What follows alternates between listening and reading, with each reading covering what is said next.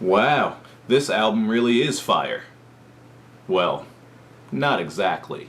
And why would a self-proclaimed fireman start a blaze like that in the first place? It's damn irresponsible is what it is. Someone call Smokey the Bear.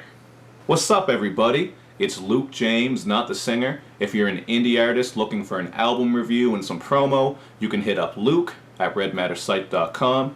And what I have for you boys and girls today is my review for the free Weezy album. This one came out on July 4th through Tidal, and of course it dropped on Lil Wayne's Young Money label, because as we all know, he's not playing around with Cash Money Records anymore. Not too long ago, he hit us up with the single Glory, and this one got a lot of people excited for this album, including myself, because he was just straight up spittin', and it had some nice sample-based production on it as well. But unfortunately, this whole album does not live up to that quality. How you feel about this album is going to have a lot to do with how you feel about Lil Wayne's use of autotune, because this album is just smothered in it. But there are some moments on here without autotune, and it's not all bad. The song He's Dead follows up Glory, and this one has some great production and a nice vocal sample for the hook. The autotune on this one is kept pretty light, and I see this as a song about Lil Wayne's new beginnings, as he spits, "Rest in peace to Cash Money Weezy, gone but not forgotten."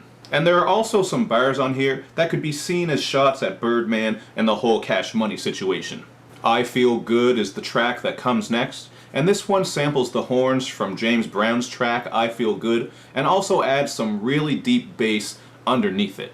I could see this one being a single because of the fun, lighthearted feel it has going on, but really, it's pretty damn cheesy. Content-wise, Wayne spits about setting up his family with the generational wealth that he's amassed, and he also says that he gives his woman hard dick and McDonald's, because obviously he's a romantic. The next track, My Heart Races On, features some warm vocals from Jake Troth over the soft piano production, and here Wayne is spinning an autotune again, but giving us some introspective and insightful bars. So I don't know why he continues to use autotune. I think it's alright sometimes and it does fit the feel of certain tracks, but when you're getting honest and spitting some heartfelt shit like this, I feel like the autotune just sucks all the emotion out of what you're saying. Some raw vocals would have worked better, because then we can hear your emotion and really feel what you're saying. But that's just my opinion. So those first four tracks are four of the better tracks on the album, and another one of the songs that I really liked is Murda. Reggae artist Junior Reid handles the hook, and Wayne and Corey Gunz absolutely snapped on this one, man. I just get curious about what's going on with Corey Gunz. He's been around forever, he's put out a couple mixtapes here and there, and I just feel like he has a lot of potential, but hasn't yet reached it. Capo is also featured on Murda, but his flows are pretty basic, and there is nothing about his lyricism or delivery that stuck out to me.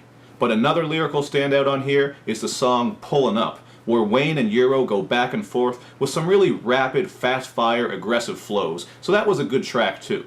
Other than that though, Wayne just absolutely frustrates me on this album, because a lot of these songs are highly questionable. No Poppy.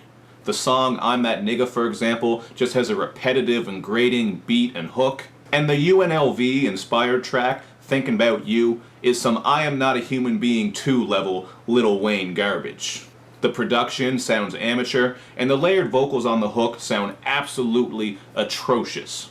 No Gyarados. Although, it's almost always the time for Gyarados. He's one of the best Pokemon if you ask me. Another one of the worst tracks on here to me is Psycho, where Wayne spits that he'll fall asleep in the pussy like Whitney, which is a reference to how Whitney Houston was found dead in her bathtub. So I'm sure all kinds of people are going to get up in arms about that, just like they didn't appreciate Lil Wayne's Emmett Till line from quite a while ago.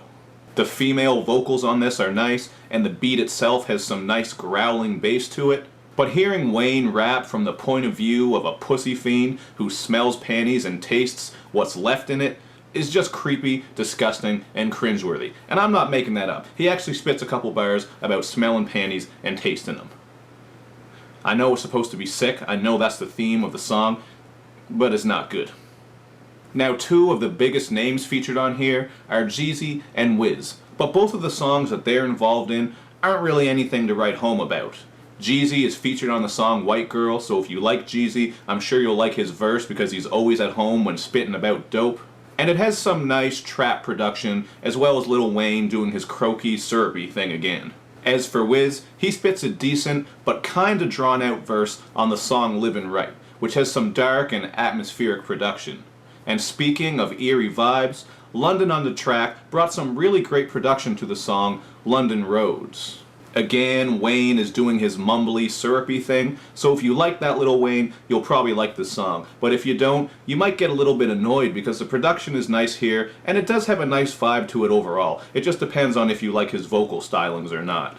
He does do a bit of straight up spitting later on in the song though, and he makes a Slimer from Ghostbusters reference, so that has to count for something. And he also raps about that infamous incident where he shot himself in the chest back when he was a young man.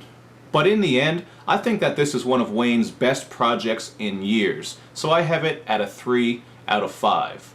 I was going to go with a 3.5 out of 5 for this one. It was really close, but I think if he could have cut the auto-tune usage down by even 50%, this would have been so much better. Because when he straight up spits and isn't doing that mumbly, croaky shit, he sounds great.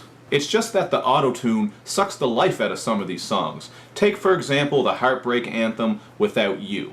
It has some great female vocals from BB Borelli and a very groovy and lounge style beat, but Lil Wayne's vocal stylings on here kinda take the feel out of the track a little bit. And the last track on the album, Pick Up Your Heart, suffers from a similar affliction, because the Cool and Dre production on this one is really nice, but 6 minutes of hearing Wayne croak and mumble about how his pockets are pregnant and hoes fuck everybody gets tiresome pretty damn quickly.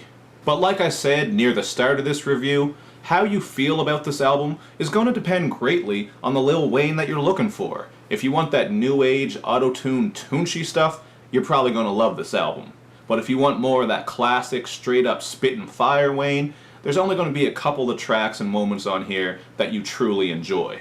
But that's just what I thought about it. As usual, do all that other good YouTube and social media stuff, where you like my videos, you share them, you follow me on Twitter, you retweet the videos, and you especially subscribe to my channel. We're still on our way to 5,000. Thank you for watching, everybody. I'll see you next time.